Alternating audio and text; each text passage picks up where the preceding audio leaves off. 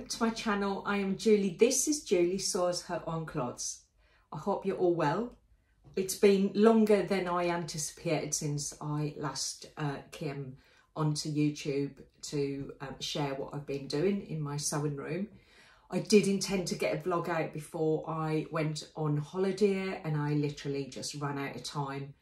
I was planning to make a bikini. That didn't happen. I had such little time in that week leading up to going on holiday. I didn't get my plans done, but I did manage to squeeze something in that wasn't on the plan, and that's all down to Adam from Adam Sews. So Adam had put out on Instagram that he was about to release a new sewing pattern for a tote bag. Now, I had in mind to purchase a tote bag for like a beach bag for holiday, and I hadn't gotten around to buying one, so I thought, oh, I'll just get one at the airport. And then I saw Adam's message and I was like, yeah, I can't wait for that. Anyway, it turned out Adam gave me a sneaky little early release of the tote pattern and said, have a go if you want, make it up early. So I did that, and I literally had 3 hours before I finished packing and then left to go on holiday. So I didn't have a huge amount of time, but I just loved the simplicity of the pattern. So I will put a picture of the design of the tote bag, and I did take a few shortcuts because I literally didn't have time to make the bag as it was intended. But I will show you my version of the Totally Amazing Totes by Adam Sews. Now, this is a really lovely bag to make. I'm not really familiar with bag making. I've made one or two in the past, but I've never done any quilting bag making. I've never done any quilting really, full stop. And that is something that I'd kind of intended to get into in the near future. So I thought, do you know what, I am going to just give this a go. So I had some fabric in my stash from when I went to the Stitch Festival in March of this year. I purchased 1 metre of fabric from Liberty's Fabric, and it is the London map. So I only had 1 metre. I thought, I had a look at the pattern, and it required 1/2 metre for the external of the bag and 1/2 metre for the internal. And I thought, do you know what, I'm just going to do it all in this amazing fabric. I've had it on my cutting table 3 or 4 times. I was going to make a little blouse with it, then I wasn't sure, and I just kept putting it back thinking, I don't want to make something with this fabric that in a few months' time is not going to fit me anymore, because my weight is fluctuating quite a bit lately. And I wanted something that I could use for a long time, and I thought, I'm just going to use it and make a tote bag. And I did. I made myself a beach bag, and here is my beach bag. And it is a lovely quilted fabric. It has just your standard webbing for straps, and I'll talk you through the alterations that I made in order for me to have my very first quilted bag for a beach bag in time for holiday, with only 3 hours to do it. So the bag itself comes in 2 sizes, and I picked the largest of the 2 sizes because I wanted to fit my reading book. Oh, I've still got a book in here actually. I wanted to fit my reading books in. I wanted to put sun creams and sunglasses and all the bits and bobs you want as you're kind of wandering off to the beach every day. So I went for the larger of the 2 sizes. The pattern comes with a QR code that actually has a video tutorial where Adam holds your hand right through this. I didn't even know how to do the quilting, or, you know, what to do with the batting, how to lay it out. And I just watched his video and copied or did my version of what he was showing me. And I was amazed how easy it was to do. So as you can see, I mean, I just absolutely adore this fabric. It's so detailed. And I thought, if I make a mistake with the quilting, it's so busy, it's not going to show. But as it goes, I just did straight line quilting stitches, and you can barely see them. I don't know if you can see them at all. There's one line there, there's another line there, but it gives it such a sturdy, it gives it such a sturdiness to the bag that, you know, the bottom didn't drop out when it was full of stuff. It has the, and I am going to make another one. I'll make another one and show you what it should look like, because it shouldn't look like this. The handles in the pattern are on the outside of the bag. I wanted to make mine on the inside of the bag so it didn't interrupt the pattern. I think I've got, down here, I've got a bit of a stain. That is I'll tell you what that is. It's a espresso martini that I slopped on my bag, and I haven't washed it yet. So I've literally, yeah, I'm going through the stage of washing everything at the moment, and this will go in the wash at some point today. So I made the bag as simple as possible, with the same fabric on the outside and on the inside, and then the batting caught in between the two layers. The process of sewing it together was really easy. I used exact same fabric for the binding. It's fully bound around the edges of the bag. It's also fully bound on the inside. I'm just going to whip it inside out so I can show you how it looks on the inside. So it's literally, get this, it's literally all bound on the inside. There you go. So it's nice and neat, and all of the seams are concealed within the binding. It was straightforward and easy to make. I didn't do it does have like a kind of a floating inside zipper pocket. I didn't have time to make that, but I do have some scraps of the fabric left, and I think I've got enough to make a little pouch. So I'm going to make a pouch, and I'm going to put an attachment onto the binding on the inside, and I'm going to have like a little wallet pouch that goes with the bag. So next time I use it, I will have a little pouch that matches, that I can then take off and use as a little purse. What I really love about it is how simple it is, and I decided to add a little clasp on the front because I'm a bit clumsy sometimes, and I thought if I drop the bag and everything gets spilt everywhere, so I literally just added a little popper onto it as well, and I use that every day, all day, every day, whilst I was on holiday, and you can see it's held its shape really well. The only thing that I didn't think about when I did this was that the bag, when you make it, the front and the back, it's all in one piece, and then you fold it. And of course, this is directional print, so on the back, it's upside down. But because it's so busy, you know, it really didn't bother me at all. It didn't bother me at all. But what I did find while I was on holiday, I spent a lot of time looking at it. There's so much detail on the fabric that it was just quite a joyous little, oh, I've got a hair clip stuck in the side. It's just a joyous little thing to have. And Adam, I really appreciate that you gave me an early viewing of the bag, because I just loved having that on holiday with me. And if I'd waited until it was released, I wouldn't have had time to make it.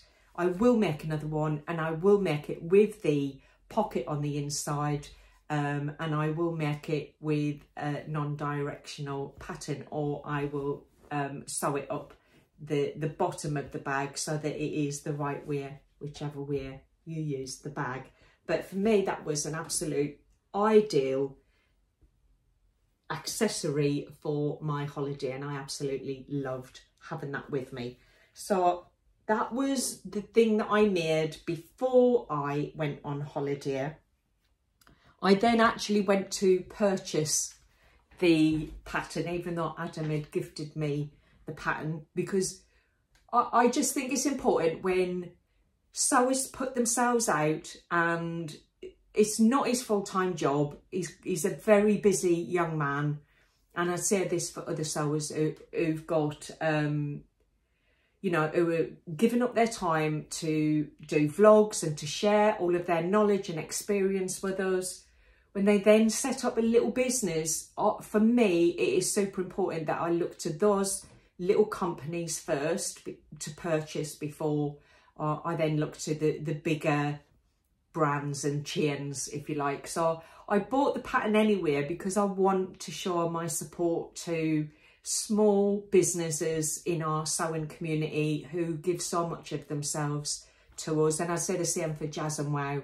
I love Jazz and Wow products, and in mentioning that, I actually won the Jazz and Wow calendar, the advent calendar, and I absolutely cannot wait to get my hands on that calendar. But again, I purchased the calendar as well because I think it's super important to support Becky and her quest to build her small business. So you know, I bought the button one, and I've also bought another of the I think she's got the button one, and then there's another one, the one that I won. I purchased one of those as well, and I think I will be gifting that to someone for the lead up to Christmas. So I'm really excited about that, and I can't wait for it to arrive so I can show you the Jazz and Wow advent calendar. And I'm pretty certain it's her first one, so it's such a great it's great to see little businesses start to grow and get recognised. So yeah, those two small companies I'm fully behind in supporting, both by viewing and commenting, but also in kind of financially supporting by purchasing their goods. So I'll put the links to both of those in the description, and if you want to go along, and if you haven't seen their products, I would recommend. And I don't recommend things because I don't get paid to recommend things. I recommend because it's stuff that I really like. So yeah, that's my little plug for our sewing community friends who are yeah, starting their small businesses or growing their small businesses. So that is that. So what I'm wearing today, it is actually sunny. I was getting messages to say, oh, it's cold back home. And when we arrived back home yesterday, I was like, oh no, I've got to get all of the winter woolies out. But actually it's sunny and warm today. I am wearing a cotton t-shirt fabric from Stitch Fabrics. And this is a kilo wrap dress. So I thought if it does get cold, it's nicely layered around me. I also made this full length, so I added a bit of length to the arm, and I added just a little cuff on it. So this, yeah, that's what I'm wearing at the moment. Oh, stop for breath.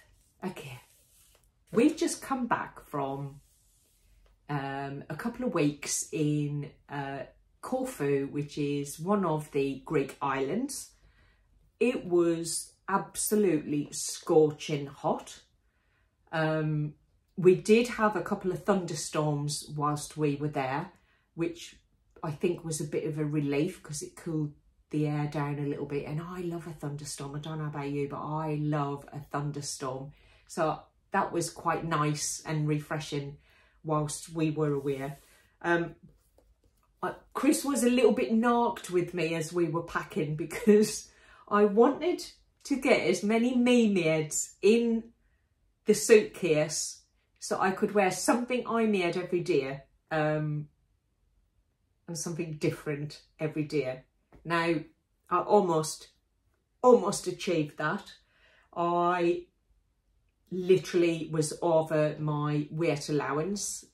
We had 25 kilos each and I used all of my 25 kilos. I also had another 10 kilos of hand luggage and I sneaked a bit into Chris's suitcase as well. That's a lot of fabric, isn't it? So I did manage by one evening to wear me-made every day, sometimes twice a day. I didn't have a me-made bikini, but I did have 2 me-made swimming costumes that I wore, and I will share some pictures here. I haven't got photographs of everything that I wore, but I did have photographs. Chris did get photographs of the, I'm just going to keep referring to my notebook because I wrote a few bits down here. The fair swimming costume, which is from, is it Closet Call Patterns. I was so delighted that they fitted so nicely and they looked really nice. I got a lovely compliment from a lady who I had a chat with, and she was like, you should design costumes and open up a costume making business, because they're too standard what we buy in the UK. There's not enough choice. And she really liked the trial one that I made, actually, which was the blue costume with the butterflies on. So that was really nice for someone to say that. So I wore both of my swimming costumes, and I am brave enough to share the footage with you, or the photographs with you, so I'll share them on here. I'm just going to go through the things that I enjoyed wearing most. Saltwater slip dress, I don't think I'd go anywhere without at least one saltwater slip dress. I took 4 away with me and I wore 2 of them.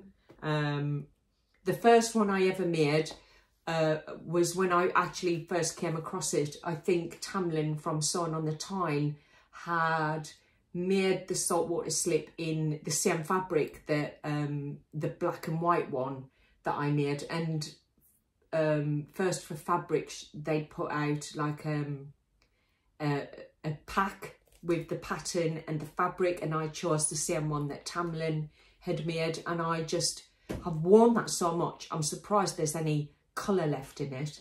I wore that on holiday, and I also wore the saltwater that I made in the Noir silk. That was a purchase that I'd made from a D-stash. I think it was Crystal. Put a D-stash out, and I purchased 4 metres of the Silk Noir, which was a Lady McElroy fabric. I wore that on holiday, and it was just so lovely and floaty. I loved it. I also wore my Saguaro pants in the Pantherine fabric with the little orange top that I made using the LB pullover pattern. I think Chris got a photograph of me. He was like, get her over there and I'll take a picture, because there was a beautiful orange, deep orange sunset, and he's like, your top matches the sunset. So the photograph may well pick that up. One of my favourite makes that I wore on holiday was the Rowena jumpsuit. This was the toile that I made for a jumpsuit that I made for my friend's daughter's wedding. I might have took the other jumpsuit. I just didn't get a chance to wear it because I had too many clothes with me. But this one, it was just so comfortable to wear. I just loved wearing it. It was probably my favourite wear of the week. favourite wear of the holiday. I really enjoyed wearing that on holiday. What else did I wear? Okay, the favourite dress that I wore quite a few dresses. The new Holland Park dress that I showed in my last vlog. I did find in wearing it for a few hours that potentially I need to go back in and loosen the top elastic. I'd made that one ever so slightly too tight, so now I need to go back in there and just release the elastic and let a little bit of that out, just so it's a bit more comfortable than it was. But it was really nice to wear. But the tie dress from Sewing Therapy that I made as part of the collab, there's a vlog out on that maybe a month ago, with the, well, it's there. Go and have a look, have a little nose through my videos and you'll find the tie dress. You'll find that in the collab. It was one fabric, 4 wears. The fabric, I'm glad that it's fully lined and that I'd lined it with a plain double gauze. But I took a slip with me and wore a slip underneath because the fabric is a bit scratchy. It's embroidered over the double gauze and it was just so lovely to wear. I felt $1 million in that dress. It just felt so comfortable. That probably was my favourite dress of the holiday. And the other thing was that I did manage to get some photographs of Chris. Now these have been, I've been trying to get him to let me get a photograph of him in the 2 items that I made him for holiday for months and haven't managed it until we were actually on holiday. So hopefully I've got some photos here of Chris in his dancing men shorts, and that was dead stock fabric from Fabric Godmother, and the pattern was the Victor shorts from GLE Patterns.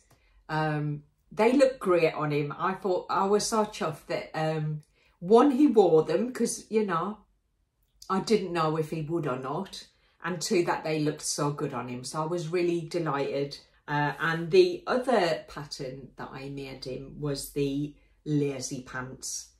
I really didn't think he was going to wear them. He left them until the last evening and he put them on, and the top that he chose to go with them, I just thought they just went so well together. He looked really lovely in them, and I was a little bit, I felt a little bit proud that my husband was wearing trousers to go out that I'd made him. So, and he did say they were comfortable and they were, he enjoyed wearing them. So finally you get to see the photos of those patterns that I'd made earlier in preparation for the holiday.